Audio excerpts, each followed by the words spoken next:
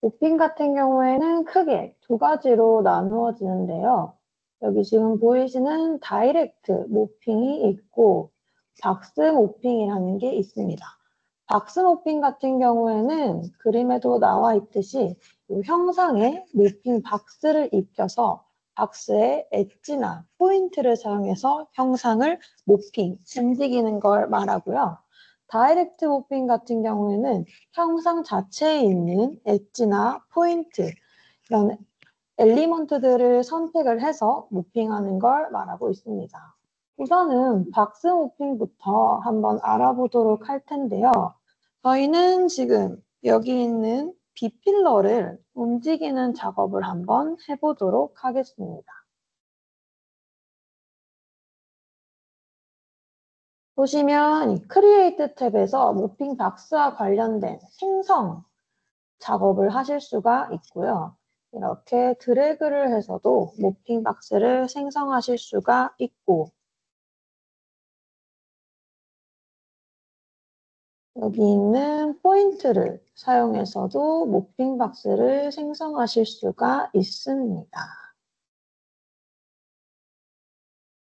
그리고 이런 식으로 워킹 플레인이 지정되어 있는 바운더리가 있는 경우에는 이 탭에서 어댑트 바운드를 사용해서 광범위하게 드래그를 했을 때 이 바운더리를 지정해주고 모핑 박스를 이 바운더리에 맞게 컷해서 만드실 수도 있습니다.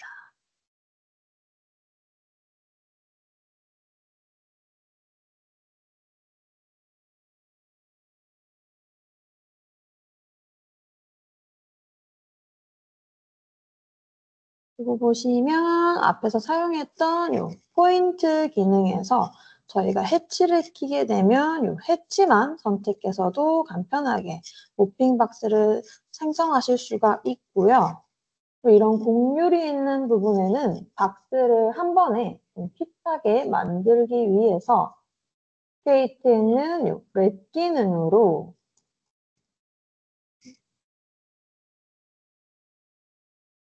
이렇게 모핑 간격을 조절하고 이런 식으로 모핑 박스를 형상에 곡률에 핏하게 생성하실 수도 있습니다.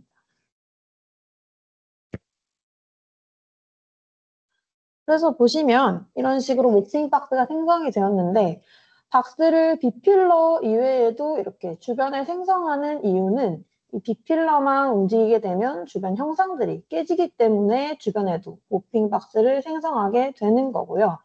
모핑 박스를 다 만드신 경우에는 저희가 이 로드라는 탭을 이용해서 형상에 박스를 입혀주게 되는데요. 지금처럼 이렇게 비지블로 로드를 하게 되면 붉은색 포인트들이 뜹니다. 이 붉은색 포인트들이 뜨는 경우에는 어딘가 간섭이 나 있다는 건데요. 이 포인트들이 전부 녹색으로 바뀌어야 정상적으로 모핑이 진행됩니다.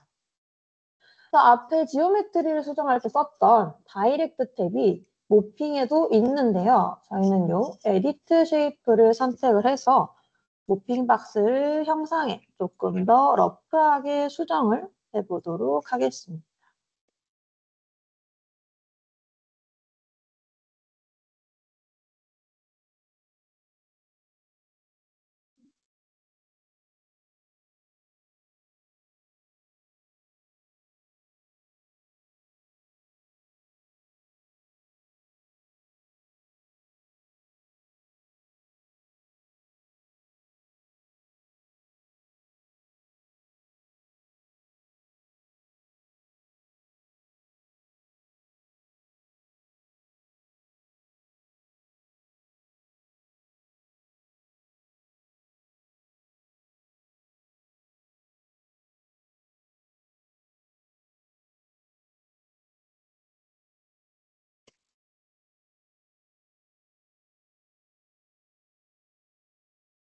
하단에 있는 쉐이드, 섀도우 모드를 켜보시면은 이렇게 조금 더 가시적으로 확인을 하실 수가 있고요.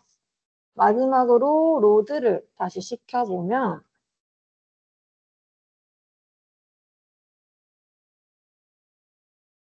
간섭이 나는 이 부분을 제외한 요 모핑하려는 형상을 포함한 부분들이 다 녹색으로 표시된 걸 확인하실 수가 있고요.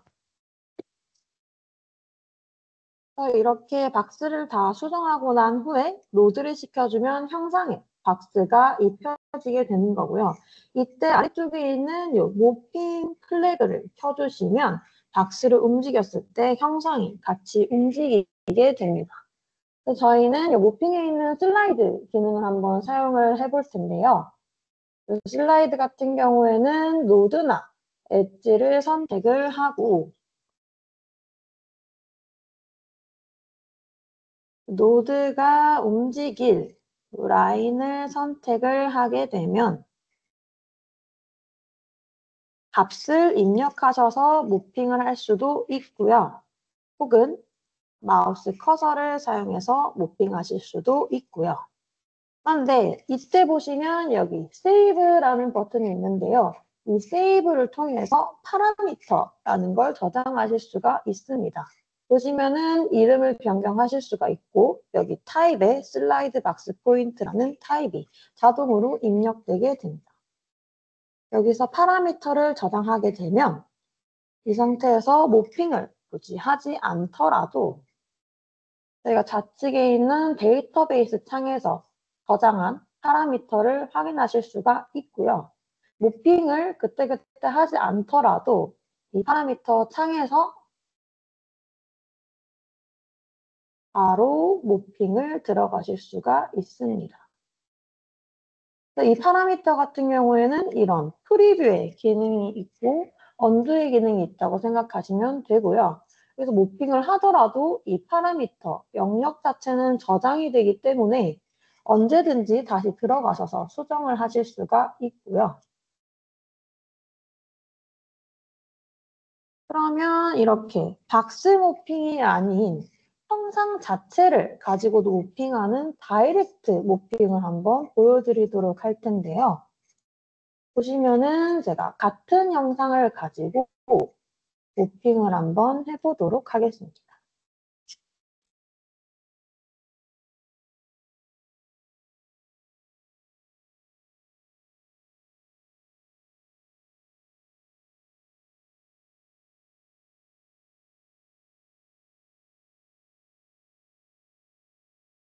지금 보시면 얘 같은 경우에는 이렇게 모핑할 영역과 움직일, 컨트롤할 영역이 설정이 되어 있는 상태고요. 여기서 제가 박스를 만들지 않고 이 DFM으로 바로 모핑을 해보도록 하겠습니다. 저는 좌우로 움직일 거기 때문에 이 트랜스레이트를 사용을 할 거고요. 컨트롤 엔티티 같은 경우에는 여기 B필러가 될 것이고 벡터 같은 경우에는 X방향 입력을 하고 모프드 엔티티 같은 경우에는 방금 보셨던 모핑 박스 안에 있는 이 영역을 드래그하거나 선택해 주시게 되면 이렇게 경계면 바운더리가 잡히게 되고요. 여기서 값을 입력하고 프리뷰를 누르게 되면 이렇게 모핑이 되는 걸 확인하실 수가 있습니다. 이렇게 박스를 사용하지 않고도 형상만으로도 모핑을 하실 수가 있고 박스를 사용해서 모핑을 하실 수도 있는데요. 여기서 이 박스 모핑 같은 경우에는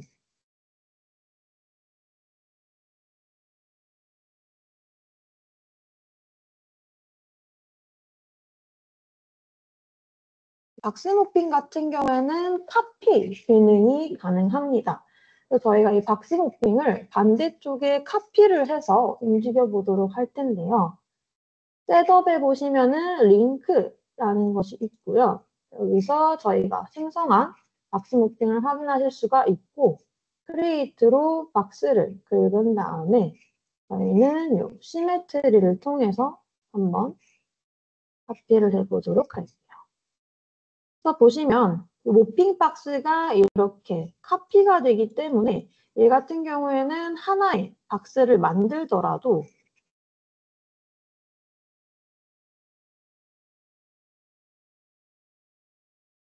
로드를 시키고 확인을 해 보시면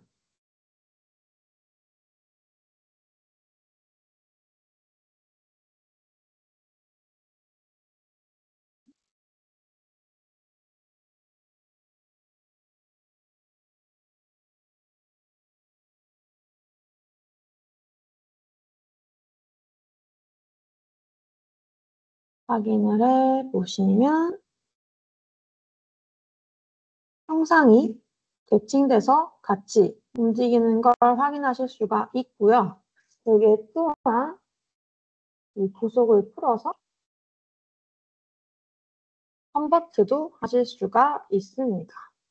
그래서 박스 모핑과 다이렉트 모핑 같은 경우에는 이렇게 다이렉트 모핑은 카피가 안 된다는 거고요. 박스 모핑 같은 경우에는 이 모핑 박스를 카피해서 비슷한 형상에 다시 모핑을 하실 수도 있다는 거겠죠. 그래서 다이렉트 모핑을 하는 기능에 대해서 몇 가지 더 알려드리려고 하는데요.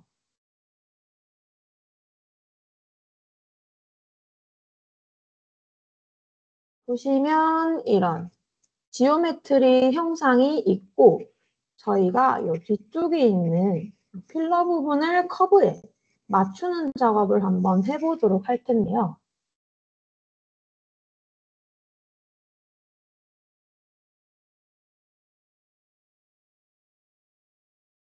보시면 이렇게 이 쿤스들을 여기 따져 있는 3개의 커브에 모핑 박스를 사용하지 않고 바로 맞춰보도록 하겠습니다.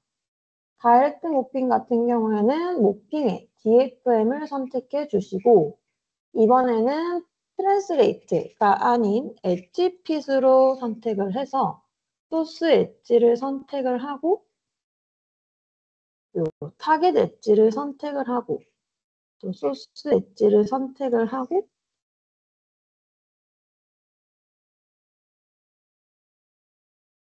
타겟 엣지를 선택을 하고 이런 식으로 소스와 타겟을 선택해 주시면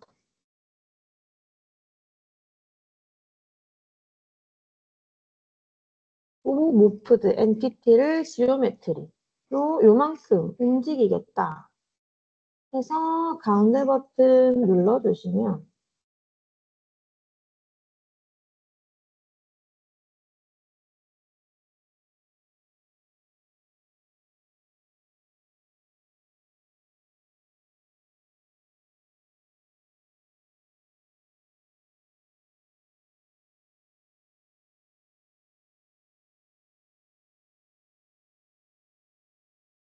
가운데 버튼을 눌러주시면 이렇게 박스를 사용하지 않고도 이 콘수들이 바로 커브에 모핑되는 걸 확인하실 수가 있고요. 저희가 모핑 엔티티를 이 뒷부분만 선택을 했기 때문에 이 엔티티를 포함하지 않는 바깥쪽 요 바운더리 밖에 있는 부분들은 모핑이 되지 않는다는 거. 그래서 이런 모핑 기능 중에 엣지핏이라는 기능을 소개드렸고요. 그리고 이런 커브나 콘스가 아닌 서피스 자체를 만드는 서피스 핏이라는 기능이 있는데요. 보시면은 이렇게 FE 형상의 서피스가 있습니다. 그래서 저희가 모핑 박스를 사용하지 않고 이 초록색 서피스를 조금 더 큰 하늘색 서피스에 맞추도록 할 거고요. 이때 이 베이지색을 함께 모핑을 해서 일정 비율로 같이 커지는 작업을 한번 해볼 텐데요. 다이렉트 모핑은 모핑에 DFM을 선택해 주시고 말씀드렸듯이 서피스 핏을 선택을 해주시면 소스 서피스 같은 경우에는 모핑을 하려는 초록색이 될 것이고 타겟은 여기 하늘색 그리고 보시면은 퍼리미터라는 게 있는데 이 퍼리미터 같은 경우에는 이렇게 선택을 해보시면은 포인트들을 이렇게 선택하실 수가 있습니다. 이렇게 포인트를 선택을 하게 되면 해당 포인트는 정확하게 이 3에서 3-5 맞아 들어간다는 거죠. 이 포인트 같은 경우에는 개수 상관없이 선택을 하실 수가 있고요. 그래서 꼭 맞춰야 되는 부분이나 포인트가 있으시다면 이렇게 선택을 해주시면 됩니다. 모프드 엔티티 같은 경우에는 박스모핑처럼 안에 들어가는 움직이는 영역인데요. 지금 이 소스와 타겟이 정해진 상태에서 저희가 이 베이지색을 모프드 엔티티로 설정을 하게 되면 이 소스가 타겟에 맞춰질 때 이 베이지색 모프드 엔티티도 일정 비율로 같이 커진다는 거죠. 그래서 이렇게 맞춰진 상태에서 지금 세 가지가 다 독립되어 있는 상태이기 때문에 다른 바운드는 잡히지 않고요. 여기서 가운데 버튼을 누르고 프리뷰를 켜보시면 이렇게 저희가 선택한 이 퍼리미터들은 정확하게 그 위치에 들어가는 걸 확인하실 수가 있고요. 그리고 따로 뭔가를 하지 않았지만 이 형상 자체를 모프드 엔티티로 설정을 했기 때문에 이렇게 일정 비율로 같이 커진 것도 확인하실 수가 있습니다.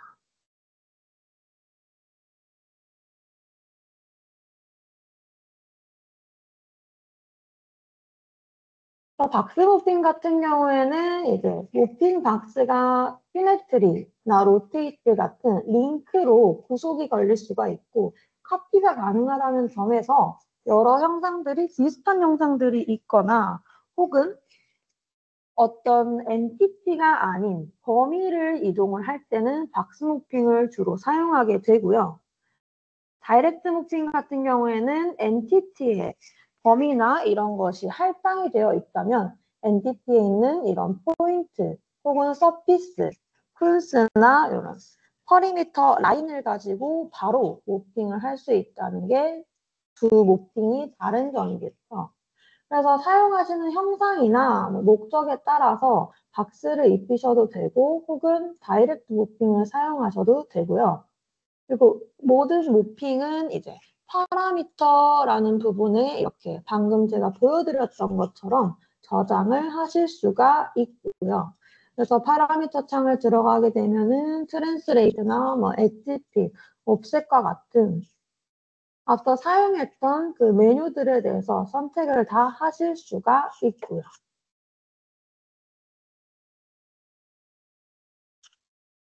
그래서 사용하는 목적에 따라서 박스와 다이렉트를 선택해서 모핑을 하실 수가 있고 모핑한 영역들은 언제든지 파라미터로 저장을 해서 값을 변형해서 프리뷰나 언두 기능 등 모핑을 수정하실 수가 있다는 겁니다. 3D 모핑 박스 이외에도 보시면 뭐 2D라든지 1D 모핑 박스도 생성이 가능하고요. 이런 원통형 박스도 생성 가능하고요. 다이렉트 모핑 같은 경우에도 모핑 이외에 이 디자인 탭에서 형상을 홀을 만든다든지 아니면 멤버를 생성한다든지 이런 없는 것에서 FE 영상을 생성하는 탭도 있고요. 그리고 여기 셋업의 콘스트레인을 보시면 체결 부위나 이런 구속을 줄 때 네스티드나 밑에 있는 기능들을 사용해서 콘스트레인을 설정하실 수도 있고 그래서 원하시는 목적에 맞게 다양하게 모핑을 하실 수가 있습니다. 전 이 모핑은 여기까지 설명드리도록